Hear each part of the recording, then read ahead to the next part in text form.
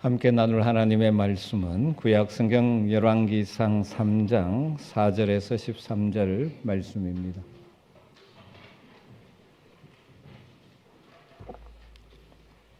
열왕기상 3장 4절에서 13절 말씀을 한 절씩 교독하도록 하겠습니다. 이에 왕이 제사하러 기브온으로 가니 거기는 산당이 큼이라. 솔로몬이 그 제단에 1,000번제를 드렸더니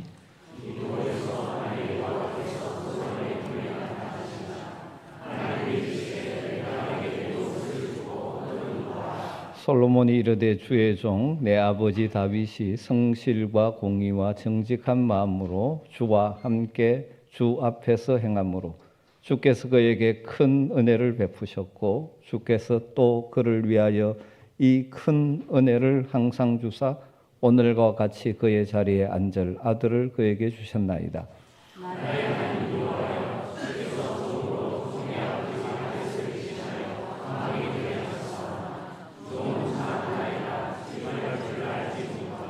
주께서 택하신 백성 가운데 있나이다. 그들은 큰 백성이라 수요가 많아서 셀 수도 없고 기록할 수도 없사오니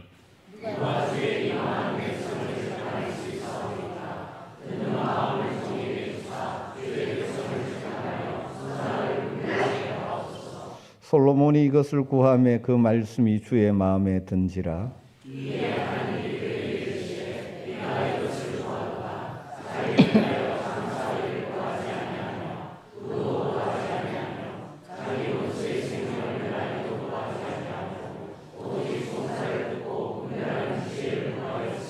내가 내 말대로 하여 내게 지혜롭고 총명한 마음을 주노니 내 앞에도 너와 같은 자가 없었거니와 내 뒤에도 너와 같은 자가 일어남이 없으리라. 내가 또 내가 구하지 아니한 부귀와 영광도 내게 주노니 내 평생의 왕들 중에 너와 같을 자가 없을 것이라. 우리는 계속해서 구약의 인물들을 하나님의 역사에 쓰임받은 인물들을 살피면서 이 시대 하나님의 백성으로서 어떻게 살아갈지를 생각하고 있습니다. 오늘은 솔로몬 왕에 대하여 말씀을 나누려고 합니다. 솔로몬 그의 재위 시절에 이스라엘이 가장 강성하고 번성했던 위대한 왕이죠. 하지만 이 열왕기서 기자가 솔로몬의 역사를 본격적으로 기록하기 시작하면서 먼저 그의 부정적인 면을 살짝 언급하면서 시작하고 있는 것을 보게 되었습니다. 1절에서 3절을 읽지 않았지만 다시 보면 솔로몬이 애굽 왕 바로와 더불어 혼인관계를 맺어 그의 딸을 맞이하고 다윗성에 데려다가 두고 자기 왕궁과 여호와의 성전과 예루살렘 주위의 성의 공사가 끝나기를 기다리니라. 그때까지 여호와의 이름을 위하여 성전을 아직 건축하지 아니하였으므로 백성들이 산당에서 제사하며 솔로몬이 여호와를 사랑하고 그의 아버지 다윗의 법도를 행하여서나 산당에서 제사하며 분향하더라. 이 솔로몬의 역사를 본격적으로 기록하면서 먼저 기자는 살짝 솔로몬의 삶의 부정적인 모습을 기록하면서 시작하고 있죠. 첫 번째는 애굽 바로와 동맹을 맺었다. 바로의 딸들과 결혼을 한 것이죠. 이것이 후에 솔로몬이 타락하게 되는 원인이 되었죠. 또 건축 사업을 많이 했다. 왕궁을 건축하고 성전을 건축하고 성들을 건축하는. 나중에 이것이 너무 심해지면서 백성들로 하여금 고통스럽게 했었죠. 또 그 당시 성전이 아직 건축되지 않아서 산당에서 제사를 드렸다. 이 자체가 잘못은 아니죠. 왜냐하면 뒤에 나오는 바로 기브온 산당에서 솔로몬이 1,000번제를 드리는 것을 하나님이 기뻐하셨기 때문에 그 자체는 문제가 아닌데, 그러나 성전 건축 이후에도 산당을 제거하지 않음으로 인해서 나중에 산당은 우상 숭배 온상이 된 것이죠. 솔로몬의 역사를 기록하면서 언뜻 먼저 부정적인 요소를 살짝 깔면서 시작하고 있는 것을 보게 됩니다. 여러분, 이 땅에 어떤 사람도 온전한 사람은 없습니다. 저와 여러분도 마찬가지죠. 삶의 어떤 공의, 솔로몬에 있어 공이 있다면 과도 있고 긍정적인 면이 있다면 부정적인 면도 함께 공존합니다. 그런데 다윗 왕과 솔로몬 왕의 차이가 무엇일까요?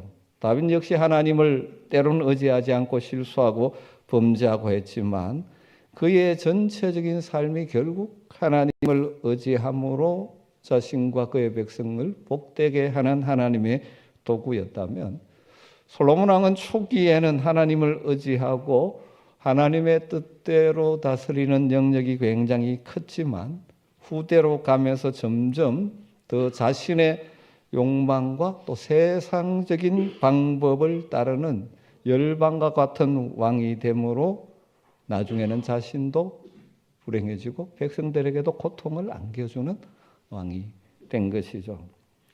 저는 이런 솔로몬의 전체 삶을 묵상하면서 드는 생각이 참 많지만 서론적으로 한 두 가지만 나눈다면, 첫 번째 생각은 왕이 되는 것, 부와 귀를 누리는 것, 이건 1차적으로 분명히 복입니다.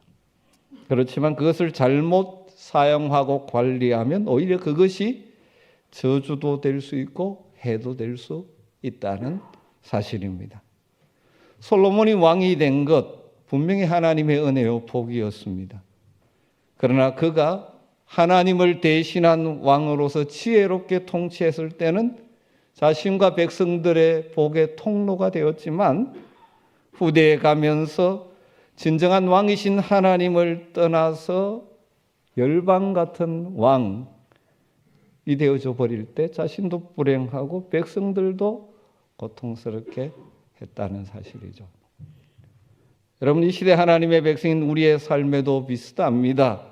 여러분이 하나님의 영광스러운 교회에서 소중한 직분을 받는 것, 그리고 세상에서 영향력 위 있는 지위로 올라가는 것, 물질의 풍요를 누리는 것, 이 모든 것이 1차적으로는 하나님이 주신 복입니다. 그런데 문제는 그것을 하나님의 뜻 안에서 잘 사용하고 관리하지 못하면 오히려 그것이 저주가 되고 자신도 불행하고 다른 사람도 힘들게 할 수가 있다는 것이죠. 그러지 않아야 되지만 이 지상교회는 종종 그런 일들이 있지 않습니까? 차라리 저분이 목사가 되지 않았다면 차라리 나을 텐데, 장로가 되지 않고 권사가 되지 않고 집사가 되지 않았으면 오히려 좋았을 텐데, 차라리 권력 있는 자리에 올라가지 않았으면 좋았을 텐데. 여러분에게 주신 여러 가지 것들을 겸손히 잘 선용함으로 지속적으로 쓰임받는 인생 되시기를 주님으로 축복합니다.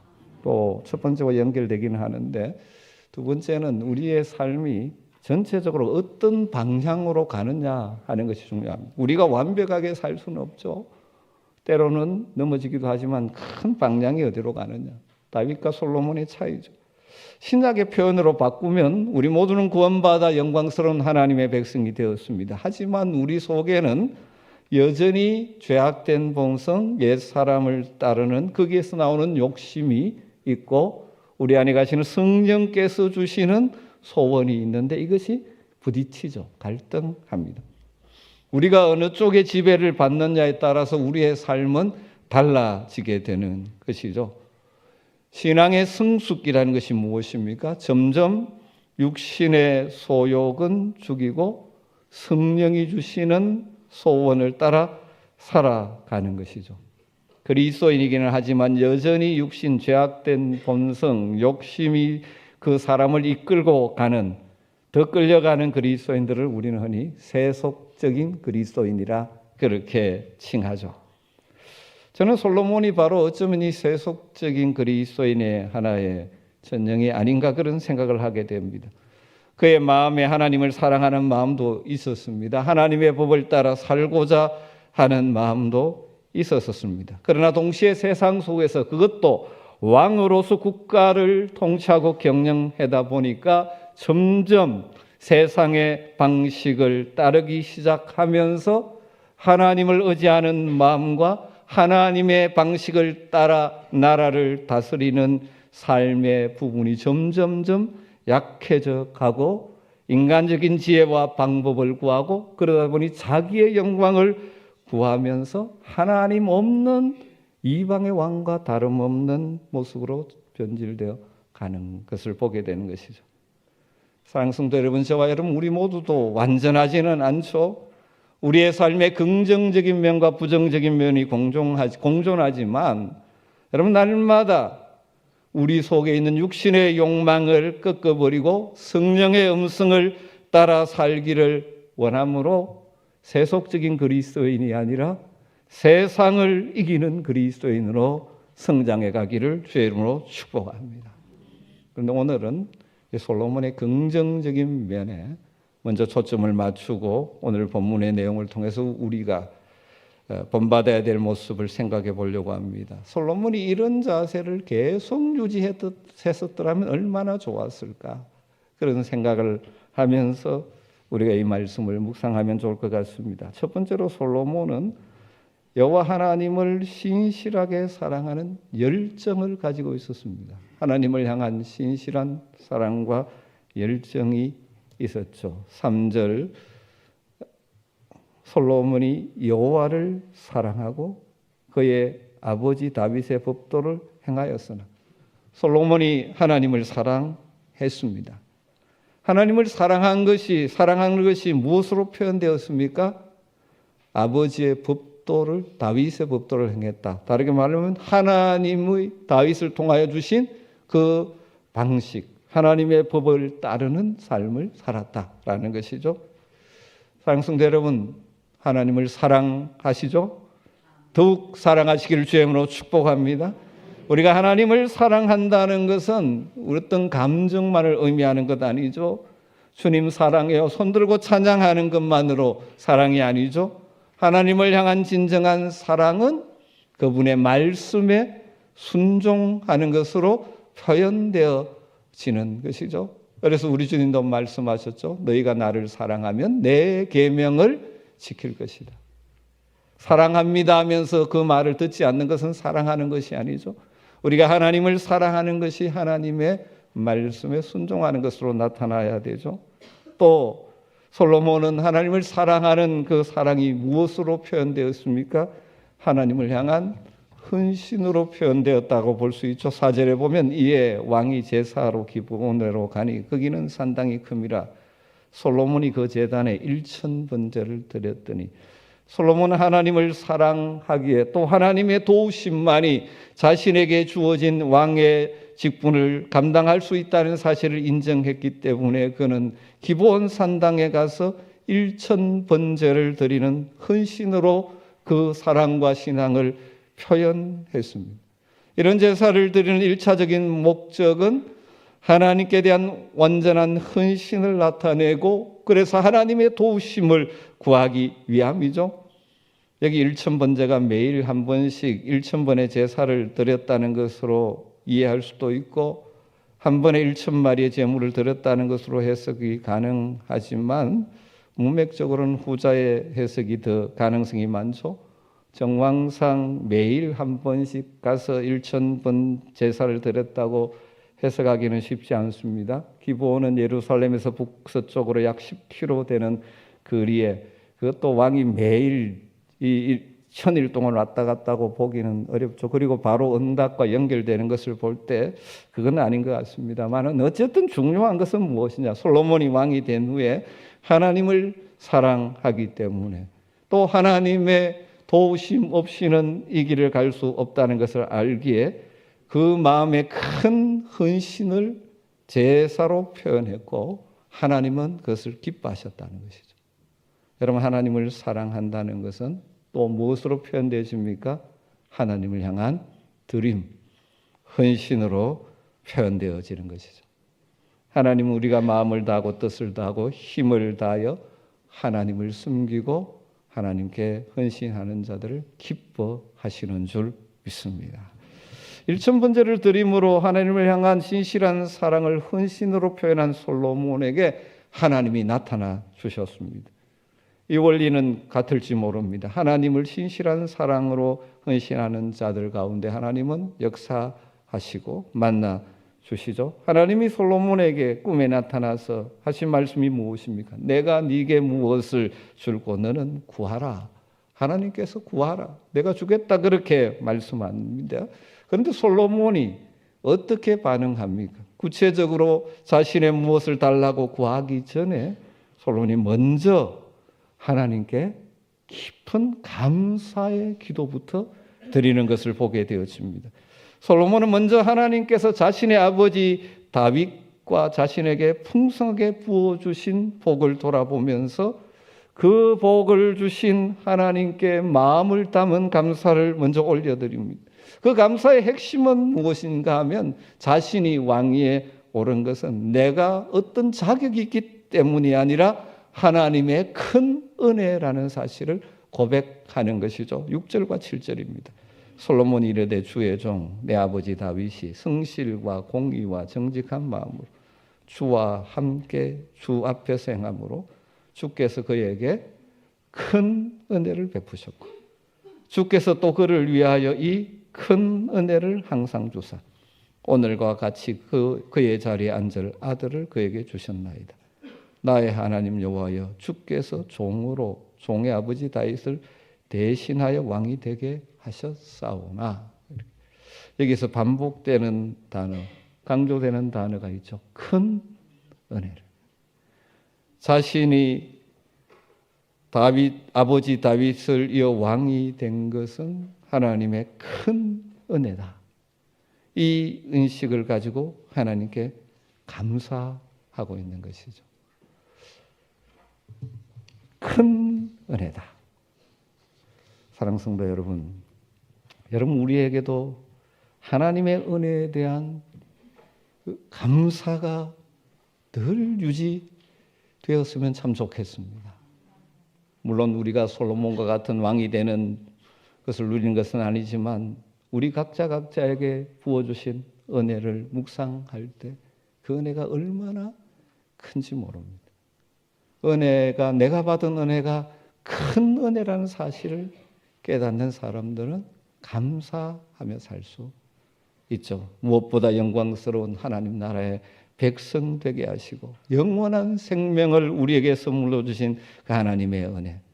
그렇게 하기 위해서 우리를 죄와 사망의 굴레에서 건져 주시고 하나님 앞에 담대히 설 수 있는 자격을 주셨습니다. 여러분, 우리도 큰 은혜를 받은 자인 줄 믿습니다. 우리가 이런 복을 누리는 것은 우리에게 어떤 자격이 있어서가 아니라 그 아들 예수 그리스도가 십자가에 죽으시고 부활하심으로 완성하신 그 사역 때문에 우리에게 주어진 특별한 은혜인 것이죠.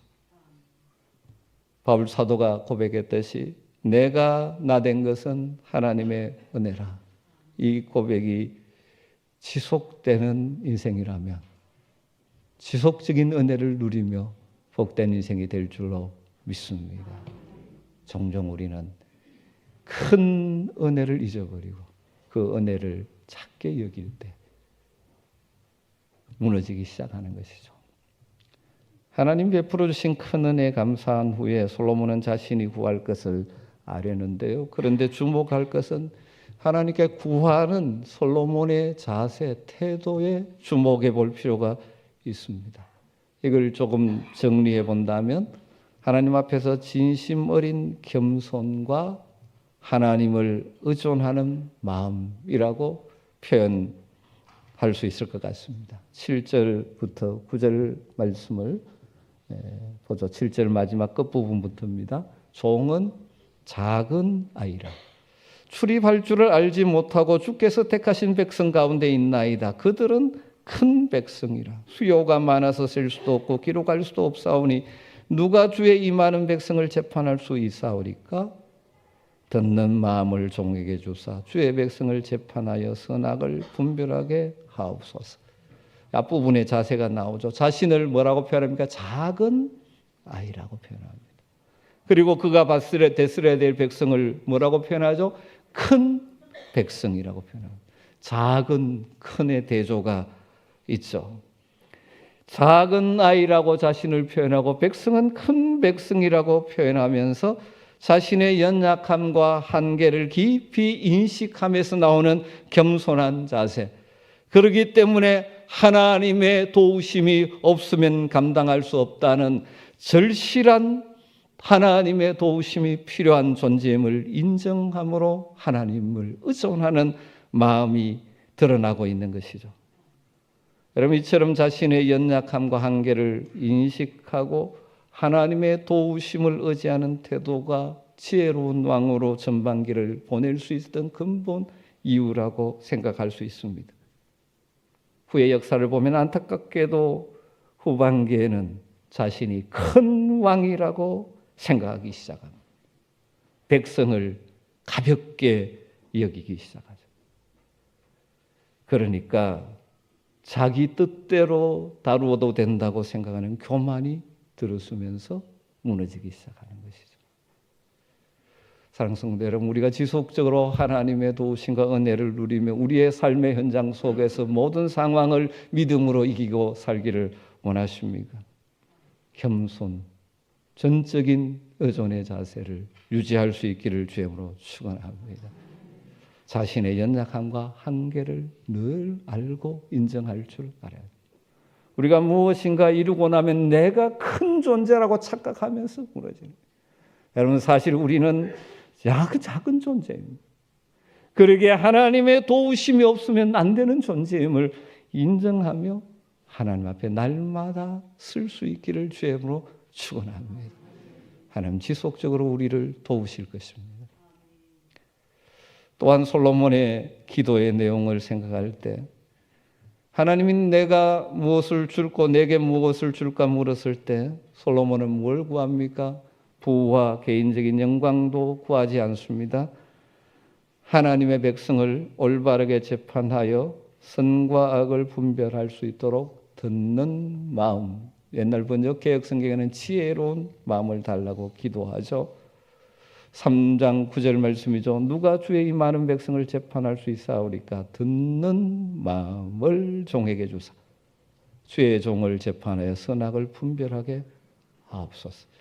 솔로몬은 백성의 지도자로서 자신의 위치를 생각하며 그 자리에서 가장 먼저 하나님께 구할 것이 무엇인지를 알았던 것입니다. 다르게 말하면 기도의 우선순위를 알았던 것이죠. 그래서 자신을 위한 부와 귀와 영화, 또 적들을 이길 수 있는 힘, 이런 것들을 구하지 않습니다. 하나님께서 이 솔로몬의 기도를 너무 기뻐하셨습니다. 하나님이 무엇이든지 구하는 것을 주시겠다고 했는데 그는 장수나 부귀, 영화, 그리고 자신의 정치적인 대적들의 멸망을 구하지 않고 백성들을 공의롭게 판단할 수 있는 지혜를 달라고 하나님께 기도했고 하나님이 기뻐하시는 기도라고 말하고 있죠. 그래서 12절에 하나님이 이렇게 말하죠. 내가 내 말대로 하여 내게 지혜롭고 총명한 마음을 주노니 내 앞에도 너와 같은 자가 없었거니와 내 뒤에도 너와 같은 자가 일어남이 없으리라. 여러분, 우리의 신앙생활, 특별히 기도 생활에서 이 자세가 굉장히 중요합니다. 여러분의 현재 삶과 여러분이 하시는 모든 일들 가운데서 무엇이 정말 중요한지를 알고 우리가 하나님께 구할 때 기도의 우선순위가 분명할 수 있기를 주님으로 축원합니다. 여러분, 우리가 많이 기도하는 것도 중요하지만 기도의 우선순위가 제대로 세워지는 것. 그래서 여러분 하나님 앞에 깊이 자신을 돌아보시면 나의 현재의 자리, 솔로몬은 왕의 자리에 있기 때문에 이것이 제일 우선이라고 생각하고 구했지만 내 삶의 자리에서 하나님 보실 때 가장 중요한 것이 무엇인지를 찾고 구할 수 있는 분별력이 있기를 주님으로 축원합니다. 우리 주님도 말씀하셨죠. 너희는 먼저 그의 나라와 그의 의를 구하라. 그리하면 이 모든 것을 너희에게 더하여 주시리라. 여러분, 먼저 하나님의 나라와 하나님의 의를 구하시기를 주님으로 축원합니다. 먼저 구할 것을 구하면 하나님 그 다음 필요들은 채워 주신다는 것입니다. 여러분 기도의 우선순위를 한번 점검해 보십시오. 그래서 다시 마지막 솔로몬이 구한 것이 무엇입니까? 듣는 마음을 구했습니다. 개역 성경에는 지혜로운 마음이라고 번역했죠. 문자적으로 번역하면 듣는 마음인데 그 의미를 살린다면 지혜로운 마음, 그렇게 번역한 거죠. 여러분 또 다르게 이걸 이해하면 지혜로운 마음, 지혜는 어디에서 나옵니까? 듣는 마음에서 나온다는 것입니다. 잘 들어야 지혜롭게 판단할 수 있는 것이죠. 보통 부모들이 자녀를 축복하면서 솔로몬의 지혜를 달라고 많이 기도합니다. 그런데 사실은 부모들이 우리 자녀들에게 솔로몬과 같은 지혜를 달라고 기도할 때 우리가 생각하는 그 지혜와 솔로몬이 구한 지혜는 사실은 많이 다른 것 같습니다. 자녀들이 지혜롭기를 구하면서 뭘 사실은 마음에 품고 있습니까? 공부 잘하기를 생각. 그게 아니죠. 정말 듣는 마음을 가지고 분별력 있게, 여러분 정말 우리 자신을 위해서도 그렇고 우리 자녀들을 위해서도 이 기도가 필요한 것이죠. 이 혼탁한 세상 가운데서 제대로 분별력을 가지고 살아가게 하는 것. 여기 듣는 마음이라고 번역된 단어가 레브 소메아인데 다르게 번역하면 들으려는 마음, 들으려는 마음. 여러분 뭘 들어야 할까요? 솔로몬은 먼저 하나님의 말씀을 듣기를 원하고 백성들이 처한 상황의 어려움과 그들의 형편들을 들을 수 있는 끈기와 긍휼의 마음을 가지고 그들의 말을 끝까지 들을 능력을 달. 그래서 제대로 지혜롭게 분별하고 판단할 수 있게 달라는 것이죠. 그렇게 함으로 백성들을 바른 길로 인도하고 싶거든요. 그래서 NIV 성경에서는 그 의미를 살려가지고 discerning heart라고 번역했습니다. 분별하는 마음. 여러분 듣는 마음, 그래서 분별하는 마음. 그럼 오늘 이 말씀을 묵상하면서 다른 것 다 잊어버려도 우리가 이 기도를 솔로몬과 같은 마음에 갖기를, 기도할 수 있기를 주님으로 축복합니다. 듣는 마음을 주셔서 잘 분별하며 선악을 분별하며 살아가게 하여 주시옵소서. 여러분의 자녀들을 축복하며 기도하는 기도에도 이 기도가 있어야 합니다. 여러분 우리가 무엇을 들어야 합니까? 1차적으로는 우리는 무엇보다 하나님의 음성을 들을 수 있어야 합니다. 왜 그렇습니까? 진정한 지혜는 여호와를 경외하면서 나오기 때문입니다. 겸손히 하나님의 음성을 듣는 자가 참으로 지혜롭고 분별력 있는 삶을 살게 됩니다. 성경의 역사를 보면 하나님께서는 계속 말씀하십니다. 지도자를 통해 선지자를 통해 말씀하십니다. 그런데 그 말씀을 듣는 자들이 있고 듣지 않는 자들이 있습니다.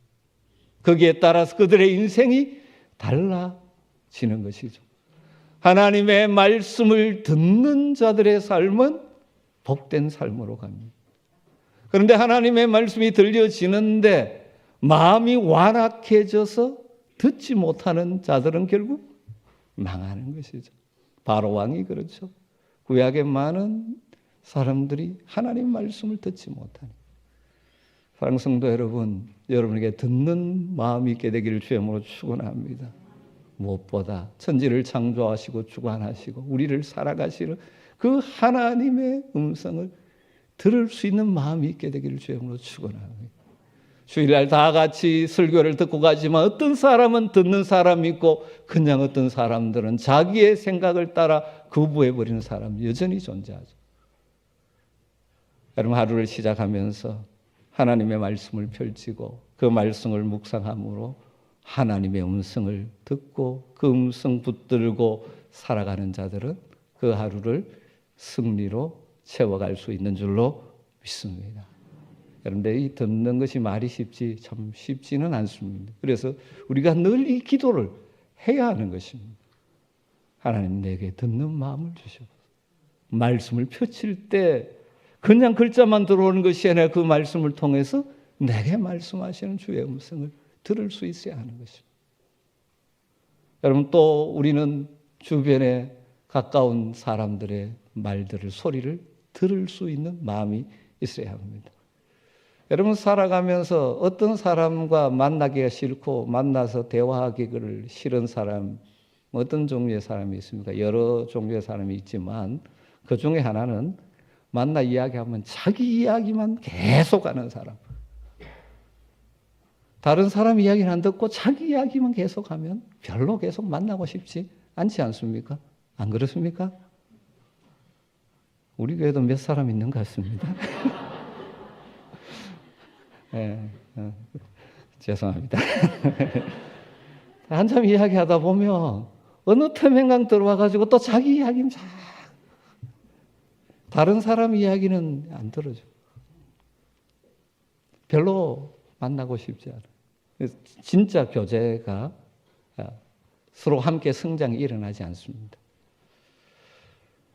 특별히 인간관계에서 지혜롭게 행동하려면 잘 들어야 됩니다. 부부 간에 정말 행복한 관계 속에서 살아가기를 원하면 상대방의 말을 잘 들어줘야 합니다. 듣는 것이 생각보다 쉽지 않습니다. 표면적으로 듣는 것이 아니죠. 사람들이 어떤 이야기를 할 때 이 표면적으로 자기의 속을 꺼내놓지 않습니다. 정말 말 자체가 아니라 그 뒤에 담겨 있는 마음을 들을 수 있어야 되는 것이죠. 그런데 많은 부부들이 사랑하기 위해 살면서도 진짜 친밀함을 누리지 못하고 서로에게 위로가 되고 힘이 되고 복이 있는 삶을 못 사는 이유 중에 하나는 서로 듣지를 못하기 때문입니다. 뭐라고 이야기하면 됐다 마고 마해라 이래서 끝나.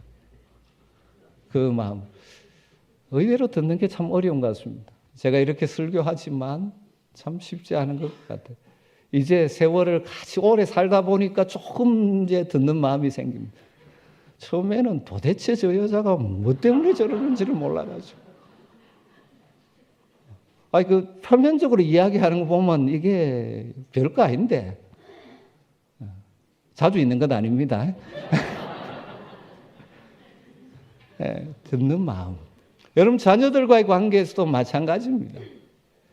부모가 계속 자기 이야기하는 것이 아니라 그 마음을 들어줘야만 좋은 관계 속에서 선한 영향력을 끼쳐갈 수 있습니다. 여기 듣는 마음이라고 그러니까 들으니까 그 사람 말대로 다 해줘야 된다는 그런 말이 아닙니다.